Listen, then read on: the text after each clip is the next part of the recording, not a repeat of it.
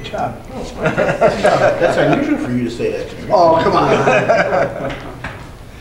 All right, well, Duke is not with us tonight. I'll chair the Health and Human Services Committee meeting. We'll call that to order.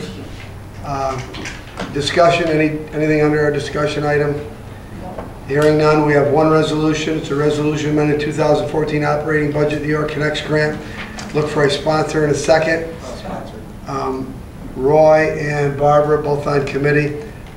Discussion, do we need Mike to, or can we move it? Is this just for this year, the grant? I see it's an 8-year grant. Yes. Well, New York Connects has been in place since 2006. This is the 8th year. It's an annual thing. We strategize and we do a new budget every year based on the needs of the community. Anything else for Mike? All those in favor of moving this forward to the full board? Aye. Against, abstain, that carries. If there's no other business to come before the board, Motion to adjourn. for a motion to adjourn by Alex, Second. Barbara. All those in favor? Aye. Thank you. Oh my God. Oh, that's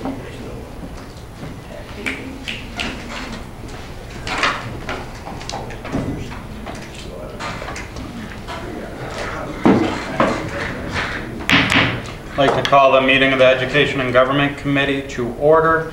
A couple things for discussion, 2 quick ones. You all should have received an email notifying you of a meeting this coming Monday with NISAC. They'll be coming out to follow up on our first meeting. I believe they are putting together a packet of information written, responding to some questions, so that way everybody can have the chance to read it, whether they're able to attend or not. But that is at noon, correct, Cheryl? Yes. Okay. Also, when our clerk was at the clerk's conference recently, she was speaking with some other colleagues, and some other counties have legislator request forms. Do you have a copy of that this evening? Basically what it is with the separation of the 2 branches of government, there's nothing in place at the moment that can communicate legislators' concerns directly to the executive. And this form that's just an example of would be a way to do that. And it's something that we could do electronically with data processing to forward along the request, whatever it might be, to the chairman and then on to the county executive, at which point a response can be put together. Is that something that that you think we'd all be interested in? I'd be happy to sit down with data processing and have us put something together to have that formal, written request in there. I think this is a great idea for a couple different reasons. This sets up an established communication. I'm thinking I just text them, I call them, I just talk to them, whatever. But there's not everyone will have the communication of a legislator and an executive. So this sets up a direct line of communication, so there's no possible sense of miscommunication. I love it. Excellent. Thank you, Cheryl. I believe we talked about, I'm not sure if Matt has anything yet. We talked about we actually had a tag on it. Albany County had one. Somewhat the same, but it was for everybody else, not just, it was everybody but us. It was like the department heads. So it was like a request form for a resolution, or I wonder if we acted on that yet. If that's something that could be piggybacked on it.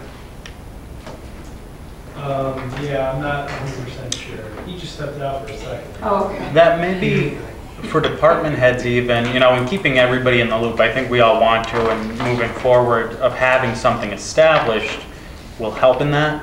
I mean, it could be something that we could create a system that department heads use, legislators use that would go to the chair of the committee to keep the committees involved so people know what's going on, and along to the executive. Yeah, Something like that.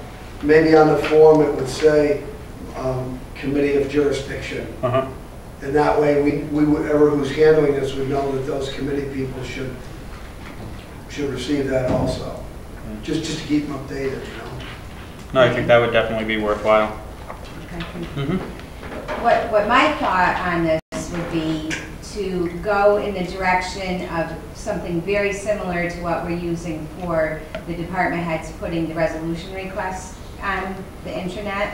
I mean, we can, like, you know, come up with whatever different, you know, components you want of it. But if you did something like that, and Deb Chan is excellent with programming, you know, we could have drop-down boxes that say committee of jurisdiction or whatever. But all of you guys, you know, we don't necessarily, if you and I had talked about this, Tom, that the request would have to go directly to you. Right. But in talking with the clerks at the conference, one thing that I learned was that it's very difficult to mainstream that communication. And this particular clerk, I think it was Chemung County, gave this to me and she said, Cheryl, it was the best thing we ever implemented. It takes you as the clerk out of having, you know, to be asking all these questions of the executive's office. And it keeps everybody in check, really, because you have a written response and, you know, you have a timeline of getting that information back. I mean, not to say that you don't have that verbal communication, but it sort of streamlines things. Right. Mm-hmm. That was my question. Do we actually have a timeline that where the, you know, the... Well, she had said that they did like a 10-day, you know, 10-day, like, or 5-day, or, you know, she told me particularly, she said they did a 10-day turnaround. And one of my thoughts is, you know, if going through the chairman for approval until going to the executive is, we may be able to, you know, and I have to refer to data processing and Deb, if we could do like a viewed feature, so it would tell you when it was viewed and when it was approved. Oh, okay. So Yes, and have like have a reminder or something like that, so that things don't fall through the cracks. So. Okay, well, I will set up a meeting with Deb and start working on that. Any other discussion items before we move on to our scheduled discussion on the FMCC budget? We have tonight here David Morrow, Vice President of Administration and Finance from FM. And I guess I'd like to turn over the floor to Mr. Morrow to sort of give us some highlights from the proposed 2014-2015 college budget. Thank you, Mr. Chair. Just briefly, Dusty expresses his condolences for not being here tonight. He had a family emergency, so he would normally be here, of course.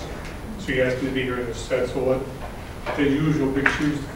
But each we should have our packet. We brought those over here a few weeks ago.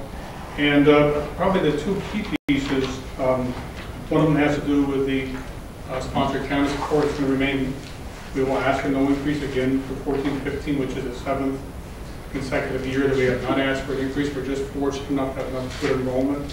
State did, as we'll talk about in a minute, did increase their per FTE rate, so it helps us get through in 14-15. The other significant piece probably is our increase of expenses of 6.12%. If you have the packet, I'm going to kind of read along and kind of help you read along with me. I'm going to go to page 4 of that packet. That 6.12% increase is detailed in several ways. The personnel services increase, $260,000. That's made up primarily of the contractual increases. Some of the older legislative folks were on our collective bargaining committees a few years ago. We negotiated very favorable contracts, and also a little later on, the benefits increase was very modest with the health insurance. We were with the New York 44 Trust, so to have we were anticipating a 2.6% increase in health insurance, which is extremely favorable today, and so those are good just good cost containment measures, really. Under the benefits increase of $316,000, we had a significant retirement increase. You folks are probably experiencing that as well on your side. So we had the ERS for us is going to go up 3.9%, so it's pretty significant. On the equipment and maintenance repairs, we've got quite a few items that we've been deferring over the past few years, and we're in a position to try to tackle those things. Ordinarily, we're trying to do those things in a capital way, but we're trying to do it through the operating budget. We've also, under the equipment increase, asked for we budgeted $75,000 for what we call demonstrated needs. The college has a very rigid, accreditation process with middle states, and our assessment process has produced several items that the sort of data-driven needs, if you will. We've allocated $75,000 for that. On the contractual services, it's really a reclassification of expenses. We're showing about $127,000. That's really dollars coming out of other accounts. So it's really just a reclassification of expenses. I will say that we have had to increase our transportation services, budgeted $25,000. I don't know if that will be enough. The city of Amsterdam is in a difficult place at the moment, and we're working through that. We're working with the DOT and ourselves. We expect that we're going to go to RFP at some point in that process. We had to increase our budget for transportation. There's quite a need for our students for transportation in both these counties, and we're trying to put some more dollars to that to help out that area. Back to the on the revenue side, again, no increase in county sponsor rate. We think we're hopeful that we can maintain enrollment next year. Maintaining enrollment in the upstate New York areas has been a challenge. The demographics of upstate New York are tough. Declining populations, declining graduations. A lot of our sister colleges have already had 10 and 15% decreases in enrollment. We had about a 3% increase in 13-14. We're hoping to maintain that. That'll be a bit of a challenge. We're working hard to do that. That's a big deal, but that's what drives the state aid. The state aid, as you can see in there, increased $75 per FTE. We were hoping for a little more, but that didn't happen. And as a result, we had to increase our tuition rate about $50. We're trying to every year the president likes and the board likes to try to have some modest increase in tuition. And we're at the moment we managed to be about the fourth lowest in the state. So we have some room for growth there. A lot of the community colleges have been a $4,000 range. So we're pretty good. We have to be careful. Herkimer, Schenectady County, Hudson Valley are all kind of about our area in terms of tuition. So we compete with them. So we have to be attentive to that, if you will. We do expect we project to use $369,000 in fund balance. It seems that every year we seem to project the use of fund balance, and thank goodness we've been able to avoid that. Yes, sir. Can I ask why you're eliminating the graduation fee? The leadership team and the board feels that it discourages people from applying for graduation. It doesn't take away their actual graduating process, if you will. They still gain the credits, but we feel that it's a discouraging piece for them, so they don't apply for graduation. Interestingly enough, we can't count it as data towards a completion agenda. No. I mean, I just graduated from Coblesville a couple of years ago, and they have a required $50 graduation fee, and I didn't pay it for a while. I still got my diplomas and whatnot. I had an outstanding bill with them. They send you a notice, and if you don't pay it, you end up going to collection. I mean, when I was a student, it used to frustrate me, all the nickel and diming that used to happen at the place. But yes, I had a huge fine. Yes. We think it's a discouraging piece for folks, and so we took it away. Short story. That's a short story.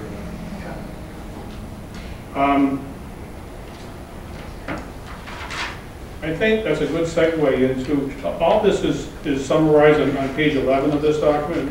We produce this operating summary document, and all this that sort of chatted through is summarized there. And I think the one thing I want to point out is we take this time of the year to project our 13-14 actual results. We did the 13-14 budget last year. We take this time of the year to take a hard look at our actual expenses, where we are with revenue and expenses, and we take it and we project where we think we're going to land. And in your document, it shows that we think we might have had a surplus of $265,000. Well, we've had some new information come in place in the last few weeks. The Montgomery County Trust situation where they think they've overpaid the cows, and I think it's probably valid information, $117,000. That is not incorporated in this. And as a result of that notice, that new information, we think that we'll probably overspend our budget for 13-14. We've never been in that position before. We were very careful about that, but it's very late information. So as part of our process, we will probably be coming to for a budget amendment in July and August to authorize the spending in excess of that budget. That's primarily driven by that piece. But I think that's all it really. David? Yes, Tom. Question.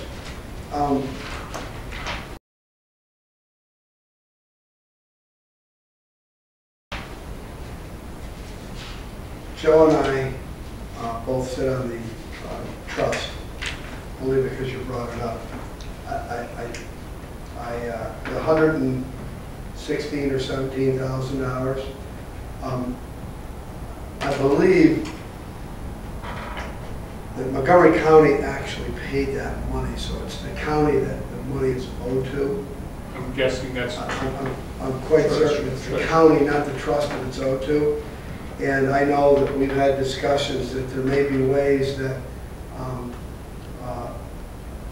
you probably can explain this better than I do, but part of the money that you get from the county each year, you're not asking us for the additional $50,000, but we do still contribute each year. How much? It's $1 million. 1.7 or 1.395, I think it is. right, and of that 1.39, I believe there's monies that go towards maintenance or something. Help me out with it, or It goes to, I don't know, some people call it last dollar in, some people call it first dollar in. The way the state regulations go, they call it last dollar in, so it could be used for personnel, maintenance, whatever. but I believe, and I don't want to speak for the entire board here, but I think that FMCC is thinking that we owe this outstanding bill of $116,000 to the county and we need to pay it. But if there's a way to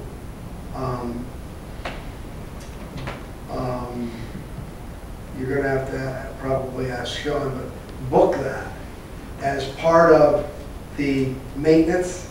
Dusty and I were talking a little bit about it. There may be a way to do that you don't actually send the money to us at the county level. I get you. So that it's not hurting your budget. Yet we're credited for it and we count it in our books as an expense. We're going to have to treat it as an expense for 13-14.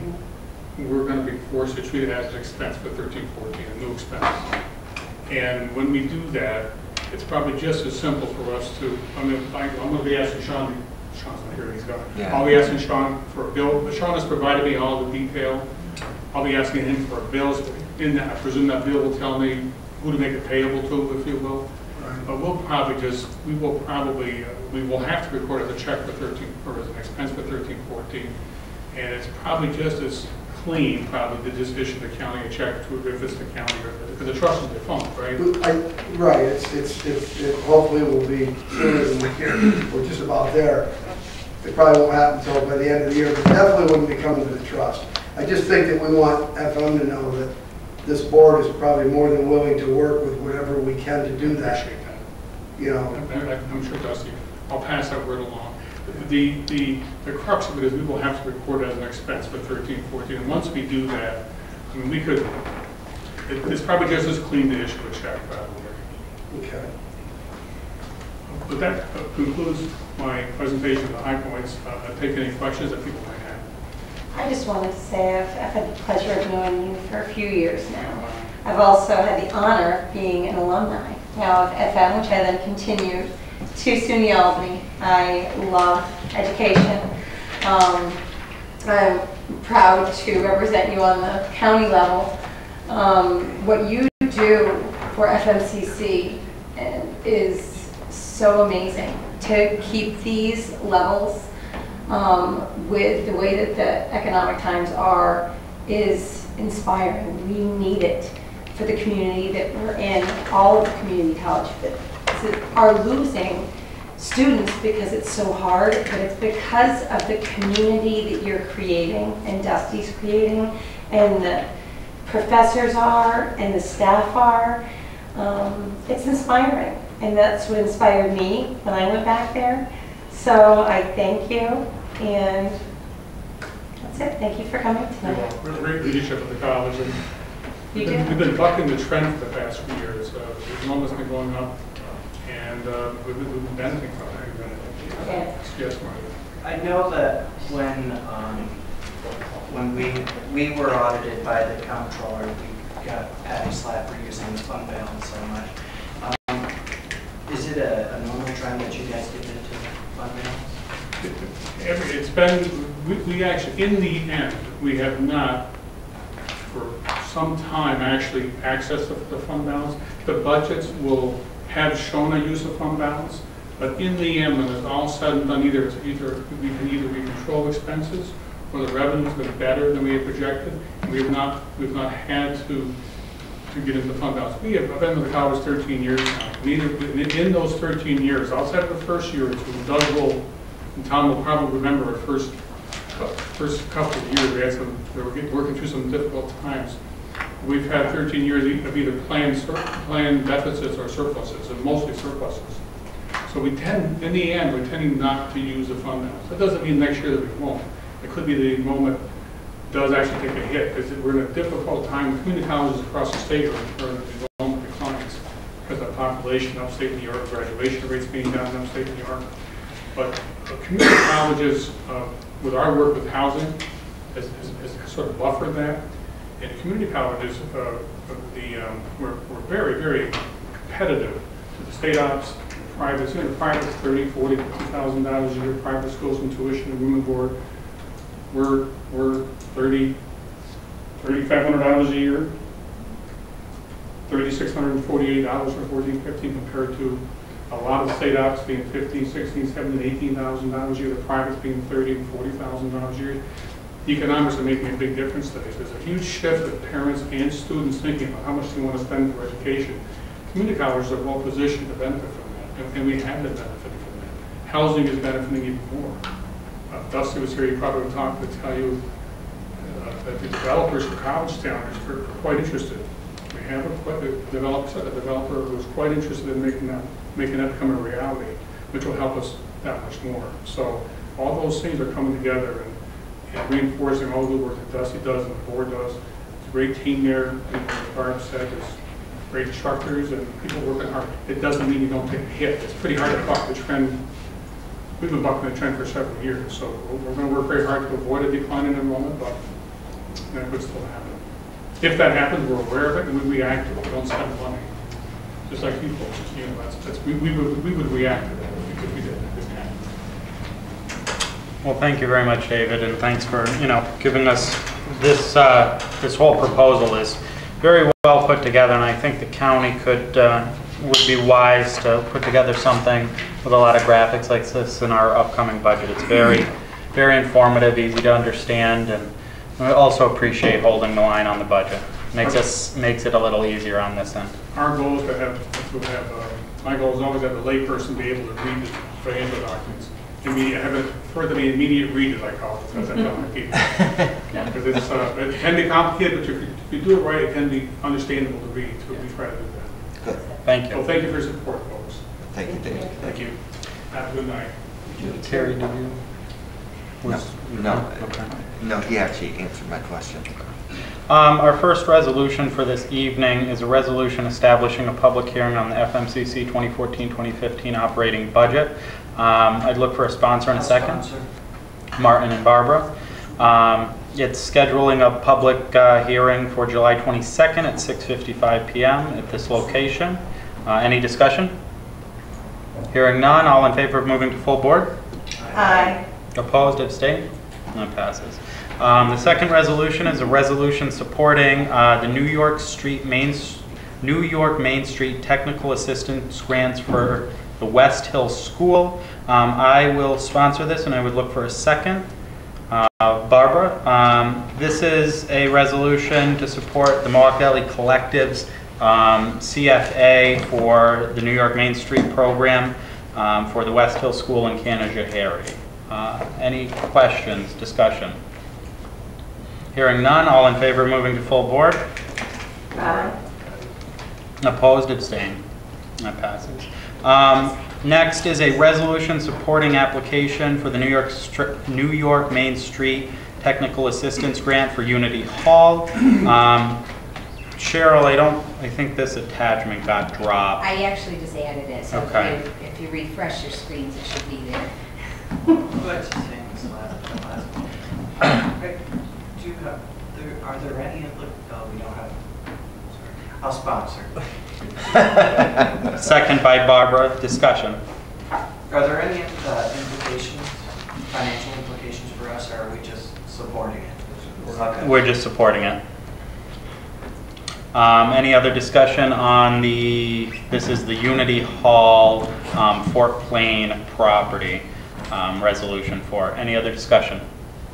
All in favor of moving to full board? Aye. Opposed, abstained? Okay, and that passes. Any other items to come before the committee? If not, I would entertain a motion to adjourn by Barbara, seconded by Martin. All in favor? Aye. Thank you. Is that it?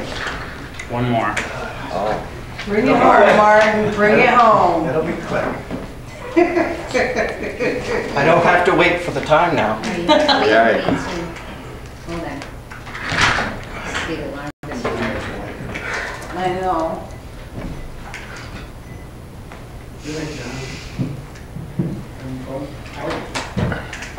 All right, I'll call the Economic Development and Planning Committee to order.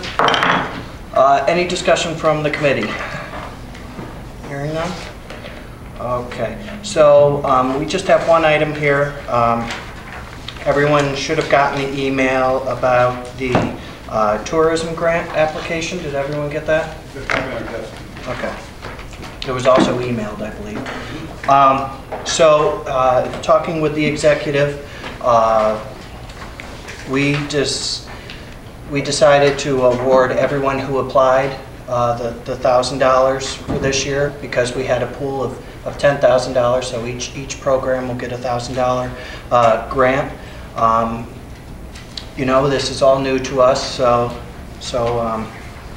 we're going to put this behind us, and moving forward for next year in the local tourism grant program that we passed last month,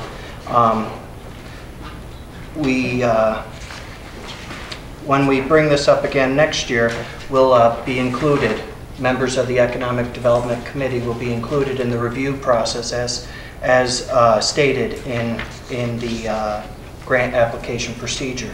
Talking with Matt, we thought it would be best if we chose delegates from the committee to go and meet with Ken and Matt and discuss the applications. This won't take place until next year, since this year it's done. So I'm looking for a resolution to support awarding the grant to the applicants in the amount of $1,000 I'll apiece. sponsor it. I'll second. Discussion? Did you get that? Okay. All those in favor of moving to full board? Aye. Opposed, abstained, motion carried. Now we're under other. I just wanted to say, I think 2 years ago, when Tom was the chairman of Economic Development, I sat on a committee that, Oh, yeah. right? And you and Irving. Chaira, it was, Herbie. and then Herbie, yeah. And that, I enjoyed that very much. I learned a lot. So next year, depending on the makeup, that's an enjoyable committee. I like doing that. Is there anything else you'd like to add? No, I think it was, the only thing I'd clarify is it was the applicants, some of them had multiple applications. Everyone that applied prior to the deadline was awarded a grant to help with their events. So, other than that, I thought it was a great group, and look forward to working with you guys on things. And on a side note, I'll be quick, I think it's great to have a program like this. I think that we need to look at how we can increase our revenues generated through the occupancy tax so that we can foster programs in the community to increase the foot traffic that comes into our beautiful county. Totally agree. Absolutely. Anything else to come before the committee? I'll entertain a motion to adjourn. Second. All right.